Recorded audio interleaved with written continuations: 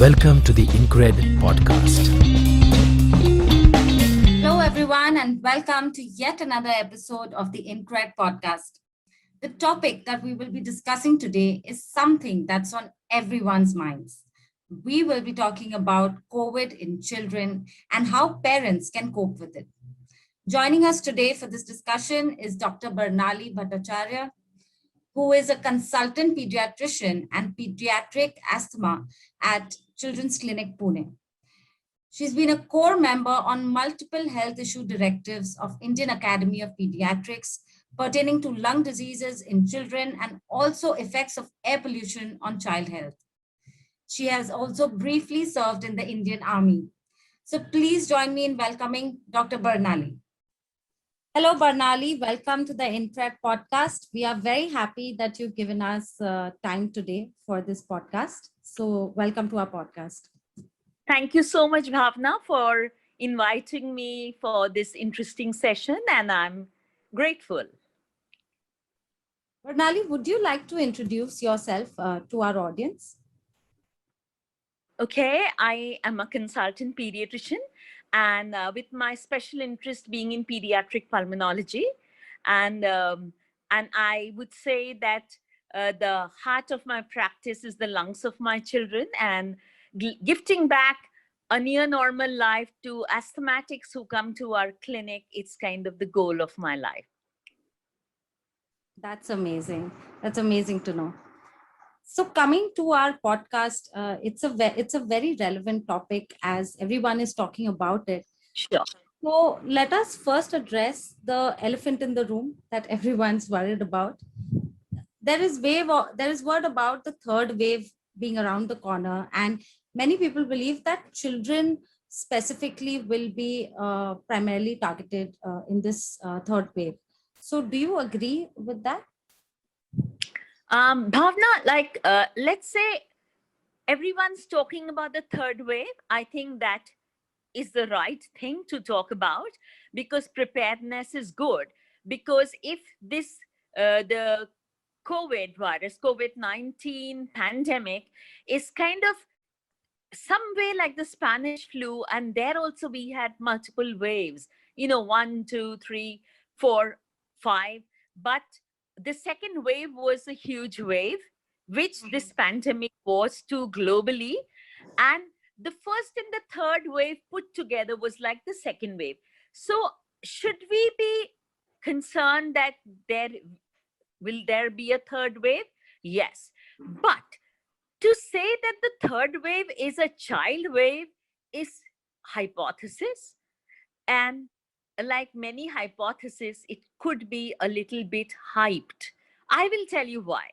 Because if you see from the data of the first and the second wave, the total percentage of children who are admitted is 2 to 4%. So if there are 100 patients admitted with COVID in 1 and 2, both the waves put together, it is just 4%. And do you know what's the percentage of population of the 0 to 18 years? That's the pediatric population. That's what I see, is 40%. So 40% of our country's population is 0 to 18 years. And of this, only 2 to 4% was admitted during COVID. Nowhere globally, even places where the third wave is showing up, is this talk about it being a child wave, because the receptors that this COVID-19 virus needs, why it actually creates havoc in the lungs, right? So those receptors are much less in children. So we would think that it'll be similar the way it is in this first and the second wave. The whole thing is about the denominator. About 8% of children were affected in COVID-1, and 8% of children were also affected in the second wave. But because the denominator was so humongous, in the second wave, all of us know people who've got the COVID-19. All of us know of some people whom we know who've lost their lives. to COVID-19. So we feel that the first wave was all about people in their 60s and people with comorbids. And in the second wave, we had a lot of young people with the disease and young people dying. So that it is kind of a downward trend from above 60 to now 30 to 40. And now it'll be children. No, I don't think that's a right way of saying, because the epidemiologists, now they are, see, it's a rogue virus.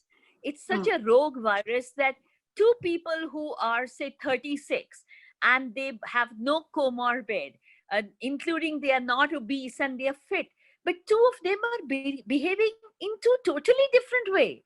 One may be asymptomatic to mild and one may be in an ICU for 10 days. So no one really knows how it's going to behave. So since the whole thing of the third wave is that it will happen, it is hypothetical, it will happen, but we can only map ourselves on epidemiology. So the first two waves also, the admission has been 2 to 4%. So we do think, but let me tell you something. In many of the states, we have a pediatric task force in place. Because, and why is that so? It is not that, oh, the kids are going to kind of come crashing down.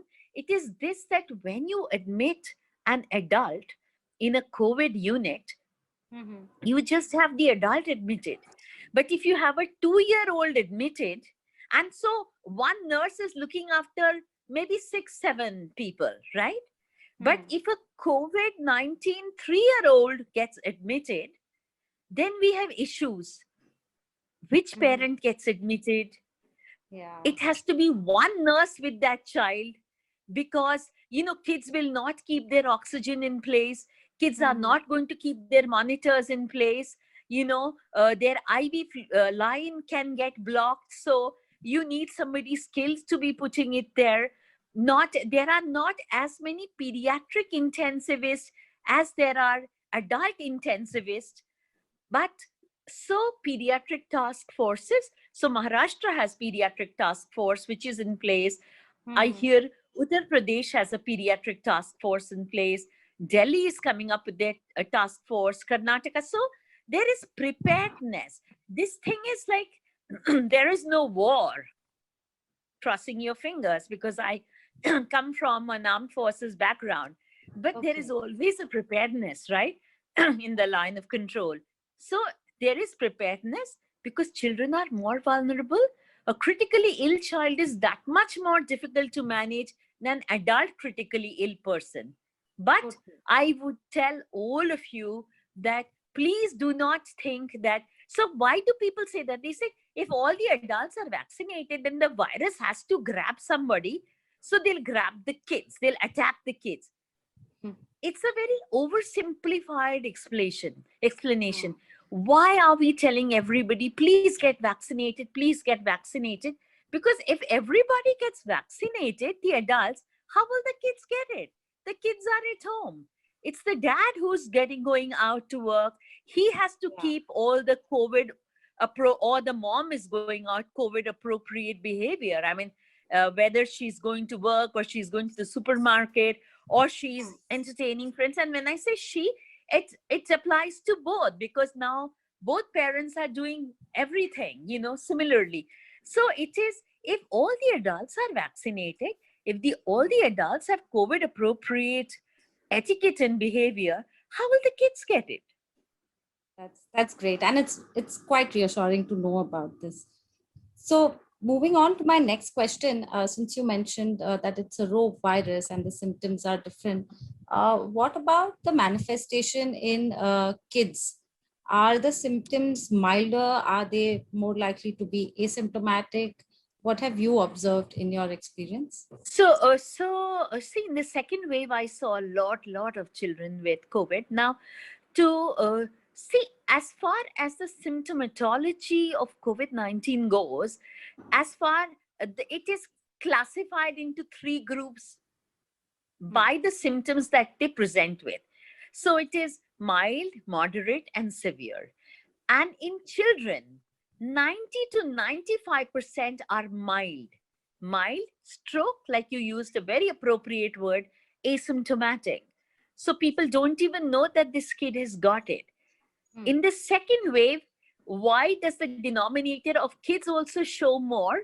That is that the moment a family, and it was the second wave had the variants and the mutants were such that they were transmitting, it was very fast transmission of the disease. It may Right. not be that the second wave had more severity. It is just that the denominator was so huge. So automatically the number of cases who are admitted or are severe would automatically be more, right? 10% of 10,000 and 10% of 1 lakh is all, the numbers would be more. So, Right. but the percentage of the children, so this time we saw, so parents would call up and say, ma'am, we both are positive, and we had some symptoms of fever and cold cough, and our doctor got us investigated.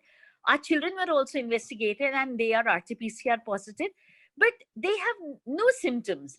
So when I say 90 to 95%, they are mild to asymptomatic. But with children being asymptomatic, that is actually a dangerous thing for the family. So this is how the second wave came into the family. It's interesting to see that why there was such a big boom. Now the big boom, of course, there were weddings because people hadn't got married for so many months, and so, and there were parties and there were religious gatherings, and so there were too many people. And what happened, parents who till kind of, I would say, till September, October, from March 2020, when COVID-19 decided to make the world its home, parents were keeping their children at home, right? They're the most precious people in a family. That's true. But by September, October, they were fed up. They were fed up of working from home. They were fed up of doing all the household chores. They were fed up of their kids nagging them. They were fed up of kids being hooked to the gadgets. So they let them go out to play. Like I saw it in my own campus where I live in. Earlier it was like nobody. My car, I'm the only doctor in that campus, is the only car that would leave, and I would see no one. And then from September, October, from July, August, the adults started walking. From September, October, the children are playing. The kids are playing without mask, and okay, near all the lifts there are sanitizers, but no, they're so kids come close to each other when they play. They are children after all. They touch each other, they hug each other. So they probably caught, like, one kid in that group has it, will give it to all the kids. Then the kid comes home, has no issues, but they have the COVID, but their grandparents at home, that they will get the bug. There are parents at home. So an asymptomatic person is more dangerous, whether it's a child or an adult, because they don't know they have the disease. So by chance, there are so many adults, like so many parents, they said, my parents had it and I screened the whole family, but my two children and my wife and me have no problems. But you see, he says, but I have been going to work and children have been playing. So that means it's just been spreading. Now to come back to, I'll quickly tell you about, since I said it's classified by symptoms, so it's good to know the symptoms, isn't it? So the symptoms in the mild COVID in children, and the same applies to adults too. So the symptomatology is the same in children and adults. It's just that there are more, 90 to 95% are mild. So in mild, what do they have? They'll have fever, they might have cold, they might have cough, they might have a little bit of fatigue. Children also have loose motions and vomiting. Then they can have rash. And this thing of loss of sense of smell, we've really not been seeing so much in children, because I don't think children even smell fragrant flowers. They'll never tell you, oh, a child will never say, oh, this smells great. Sometimes dad's deo might smell very attractive to a young boy, or the mom's perfume might smell very delightful to a young girl, but they otherwise are not. They won't say that the biryani is aromatic, right? They will say yum True. biryani, right? Yeah, But you and yeah. me will think of the aroma. So I would say that the sense of smell, which in the COVID-19 first, there was, everybody was kind of smelling things to know that have I caught the bug. So, so it is mainly what I said, that and a lot of kids I saw who had loose motions, vomiting, fever. So, and these can also be RT-PCR positive, and this is where epidemiology comes in handy. Say the last, now it's again come down. It's come down by about 70 to 80%. But say 2 weeks back, if there was any kid who was coming in with any illness, either a call or a video consultation or a visit to the clinic, they were invariably COVID. We would think of it as COVID unless and until it's otherwise. So if I had a child, there was not the time for having any loose motion vomiting. So if I have a kid who's got loose motion and vomiting and a little bit of fever and loss of appetite, I would tell the parents that this is COVID-19, and you might, if I'll do an RT-PCR, but there is a 70 to 80% chance that it may be negative, because this virus has gone and resided in the GIT, and in the oropharynx and the nasopharynx, it may not be there. And parents were okay to accept it, because once I say that this is COVID, then comes in all the others that you gave will come in very handy. I wanted to ask you about building immunity in kids. Are there any dietary additions they can do, or any supplements that are specifically for kids to build their immunity so they are protected? Yeah, because immunity is not a one-point thing. Immunity doesn't happen overnight. Immunity doesn't happen specifically for a virus or a bacteria. Immunity is something that every parent should, or every individual. Why should I talk about just a parent and a child, but for all of us? So we should all be eating healthy and eating right. And immunity for a child starts from the time that the mother exclusively breastfeeds her child the first 6 months. So even if a mother is COVID positive, Bhavna, we say that the mother must breastfeed the child. She has to be masked up and wash her hands before she holds the child, wash her hands again after she's fed the baby. But even a COVID positive mother breastfeeds her child. Meaning the importance of breast milk is huge in building immunity. It starts from there.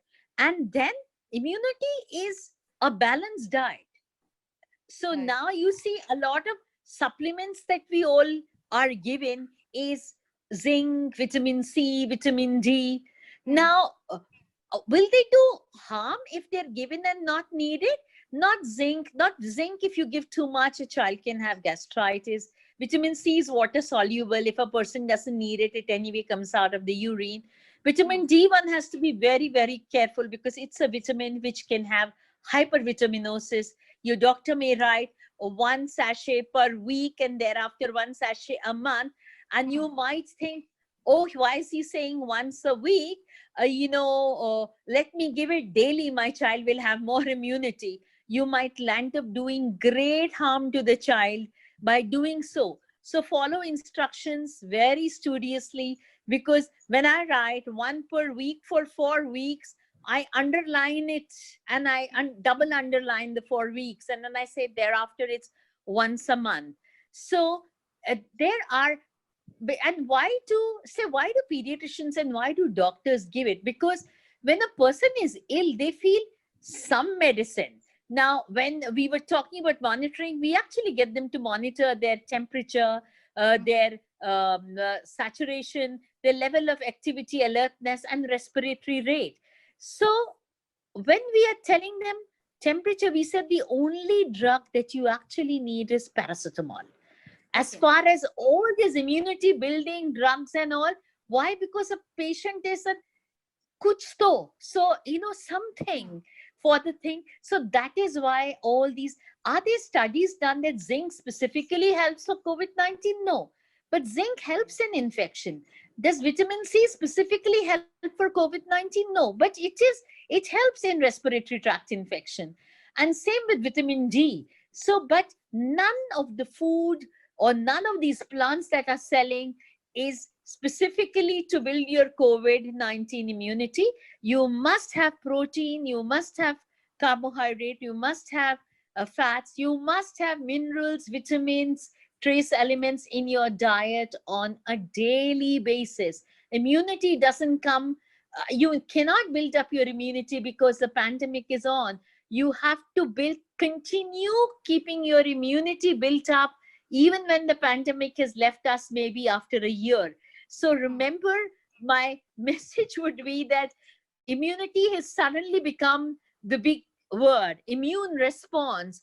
So that is why people with comorbid come down, right? That is why children who are admitted and they have the moderate disease are the ones who have other diseases like a congenital heart disease or a congenital or a chronic lung disease or a cancer, or they're obese. So work on your immunity from now on till even the pandemic may be forgotten after 20 years. But immunity, so there is nothing specific. And we say drink plenty of water Mhm. because you have to, in any disease, maintaining good hydration is very, very important. So, eat nutritious diet, do not indulge in junk food because you have to cook 3 meals. Again, you can do pot meals, but see that you put in your veggies, and if you're non-vegetarian, that you put in your chicken, and you put in your cereals, so that so there is carbohydrate, protein, vitamins, minerals. I tell a lot of parents that our Indian khichdi, which has got dal, rice, veggies, and you have it with, if you're non-vegetarian, or I encourage people to have eggs at least. It gives you a whole thing. So our Indian meal is actually good diet because we as a nation eat home cooked hot meals. And if you see any state, if you see a Maharashtrian family, they'll have their varan bhat, they will have two types of vegetables, they'll have chapati, any fruit of the season, they will have balance. You take a Punjabi family, they will have dal, roti, salad, sabji, a lot of fruits balanced. You see a Bengali family, they'll have rice, dal, veggies, a fish, whatever is the seasonal fruit. It's balanced. So somebody is having cooked vegetables, somebody is having salads, so the ones who are vegetarian, they're doing the rajma, chana.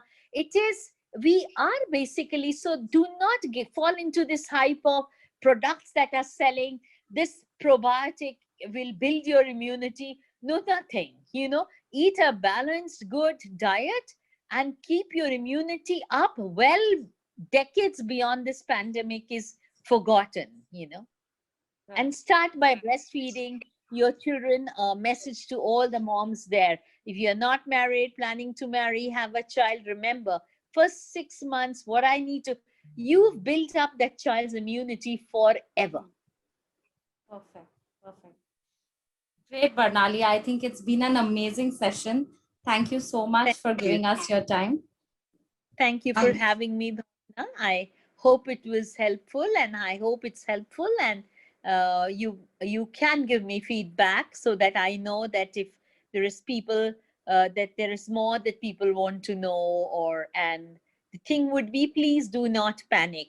You said my last word or my closing remark would be, as a pediatrician, I would say, God, I'm grateful that the children are getting the mild form of disease, and that parents, because why did the young adults come down so severely? Because young adults kept postponing the gravity of the situation, and they would only wake up when their saturation is dropping less than 80.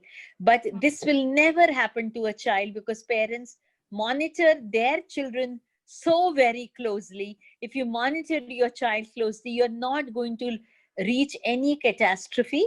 But part of my closing remark, Bhavna, I would like to make all parents aware, those who've had their children with a mild disease also, that there is something, a post-COVID complication, which is much, much more in children and it is not seen in adults.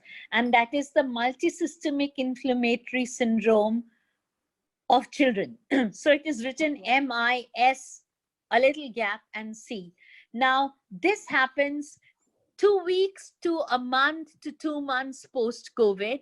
So if your child has had COVID, even the mildest form of COVID, and is suddenly beginning to have high-grade relentless fever, is looking dull, is looking fatigued, is looking toxic. Parents know when their child is not looking well, has broken out with rash, is a little breathless, is suddenly when you hold the child, the heart is beating fast.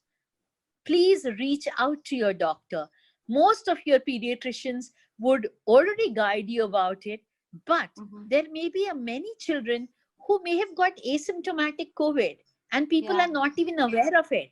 So in today's times, if you have your child who's getting high grade fever, looking dull and toxic, please remember that there is a situation called MISC and you have to reach out to your doctor. When I said that there is preparedness for the third wave, why is this so? Because now in the second wave, we are seeing much more MISC than we saw in the first wave.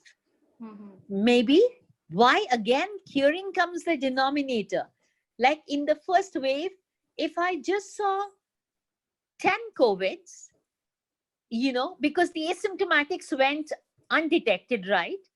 And so if I saw 10 symptomatic COVID who were all mild, in the second wave, I have seen 40 mild to moderate COVIDs and 60 COVIDs who were asymptomatic. These 60 asymptomatic COVIDs can also land up with the MISC. The pediatric task force preparedness is that, God forbid, in 2 to 3 months, why is it already in place? That in 1 month's time also, if a lot of children are coming down with MISC, which definitely, it is a sinister disease, it definitely needs admission, it needs a lot of intravenous medication. So these children need to be admitted.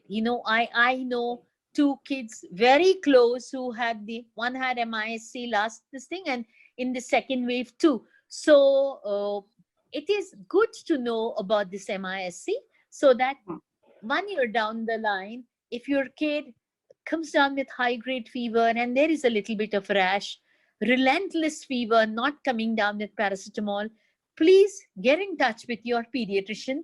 And MISC is not transmitted. It is an inflammatory response. So, no doctor will say, I'll do a video call. They would want the child brought to the clinic, knowing that this child is not going to spread the disease in the waiting room or even in the household or anything like that. So be prepared. But please don't panic. We are lucky that our children are getting just the mild form of the disease. And this is globally. The virus is behaving the same in every country, economically challenged to the super rich ones. So why did the young ones come down crashing? Because they said nothing can happen to me. I'm 35, I'm 40, I'm in good health. And they came crashing down because they ignored those early signals. So they didn't even have a pulse ox at home. They didn't have a thermometer at home. They didn't know that it was important to do the breath counts. So that is it. Monitor your children if they are ill. Don't panic. Look after your own health. Don't say, oh, my child is my world and I can take it easy. No, if there is nutritious food that's being cooked, you have as much right to it as your own child, because you need to stay healthy to look after your children. So don't ignore your health. Don't be a martyr. Great, Bernali. That's amazing advice. Thank you once again for giving us your you. time.